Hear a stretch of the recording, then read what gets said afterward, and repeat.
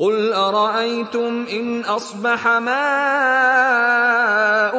غورا فمن يأتيكم بماء معين.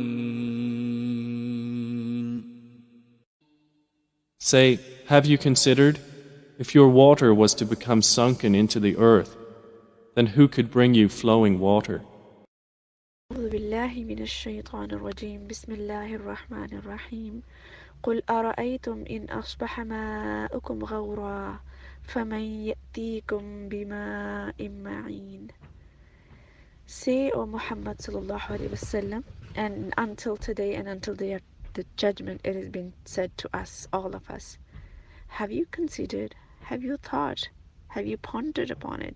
If your water level went and are sunken down into earth, then who will give you flowing water? Who will give you life? Because everything depends on water. Every livestock depends on water. The vegetation depends on water. And it's not a question just, okay, you won't have food, and then what? You think about alternate ways, because there will no be if Allah decide. But the point is to ponder over His blessings, His creations, and how He has created everything for us in order for us to be close to Him through these things. We observe the nature around us, everything that is happening, sky, wind, clouds, rain, earth, earthquakes, and so on and so forth. Do these things bring us closer to Allah subhanahu wa ta'ala? Do we just think, oh yeah, I observed, that's kind of cool, wow, it's amazing? But that part that we sometimes overlook and miss is huwa. Yes, it's happening and it's very miraculous and it's very cool and it's amazing. But the huwa alladhi, it's Him who does it. It's Him who controls it. It's Him who has the power to undo it as well. So what should we do? We should connect to Him, be grateful to Him, be in gratitude to Him, and obey Him. Worship Him the way He's fully deserving to be worshipped. And may Allah make us all from those. Ameen Ya Rabb. أعوذ بالله من الشيطان الرجيم بسم الله الرحمن الرحيم قل أرأيتم إن أصبح ماؤكم غورا فمن يأتيكم بماء معين. Allah Ta'ala leaves us with a simple question here. Qul, say, Ara'aytum, have you taken into consideration? In asbaha ma'ukum ghawra. Now asbaha is to change something overnight. So if He was to change or turn your water into ghawra, and ghawran or ghawra here is to sink deep. And that is the reason that ghar, we know it is a cave. Ghar is actually a sunken portion in the mountain. So ghawra is basically when something, goes deep down. And here it will mean if the water was to recede down, meaning it becomes inaccessible. If the water goes away from your reach and it becomes unavailable to you, then who is it who could bring to you the water? That is ma'in.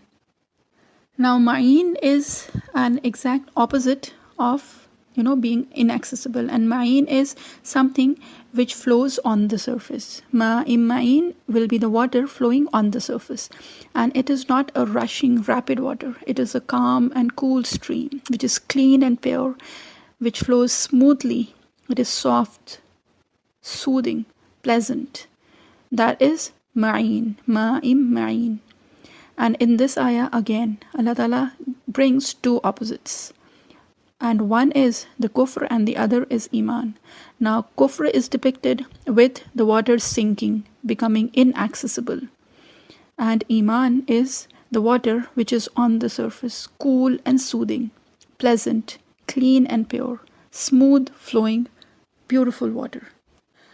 One of the narration also says that when Prophet ﷺ used to say this ayah, he would say in the end, Allahu Rabbul Alameen. Only Allah is the one who is Rabbul Alameen.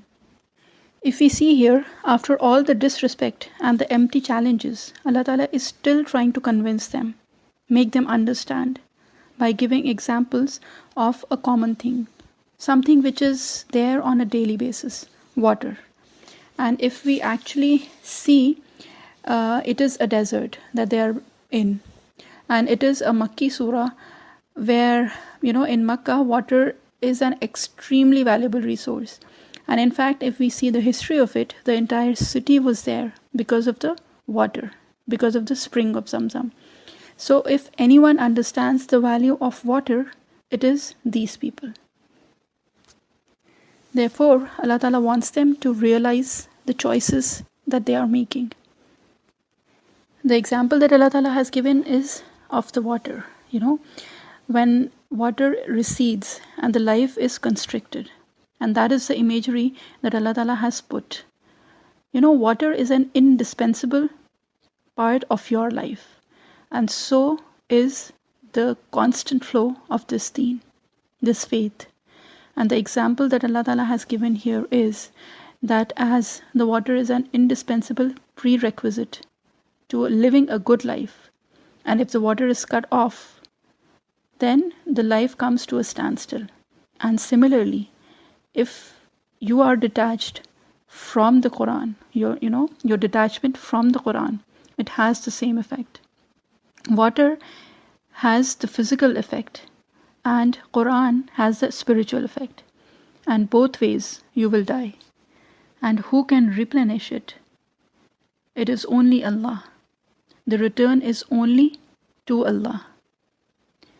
And if you feel tight, remember Ayah 1. And this is the connection that we have between the end of the surah and the beginning of the surah. Because in tafsir, when we talk about the connections of the one surah with the previous and the connection of the surah, the beginning and the end of it. Because in the end, after giving all the examples and giving all the scenarios, in the end, the last few ayahs just wrap up the entire matter, give us the conclusion of what has been formally said. The surah as a whole is trying to present arguments, examples, questions, situations, and in the end, wrapping up everything back. Therefore, the connection of the end of the surah with the beginning of the surah. First, we'll talk about that. The surah began with Tabaraka alladhi biyadihil mulk. In his hand alone is the dominion, and only he is the one who is in control of everything. And the surah ends with the conclusion, a practical manifestation and imagery of a daily basis, something which we encounter in our everyday life, the water. And the question that is put is, he can take it deep down or make it flow. He is the only one who can do it. The next thing, if we see, some of the previous ayahs, that is the last few ayahs, where it was being talked about Si'at wujuhul ladina, and that was the people who had made the wrong choices, who have the look of death on their face, hopelessness, and they are desperate. And then it is talked about amanna bihi wa alayhi tawakkalna, that we have put our faith in Ar-Rahman, and we have put our trust only in him, and therefore we are not in any kind of desperate situation. Another way of explaining it is that if you get into a situation where you feel tight, that you have no way out, just as the example of the water receding and becomes inaccessible, remember the first ayat, that is Tabarakalladhi biyadihil mulk. He is the one who rejuvenates the faith back.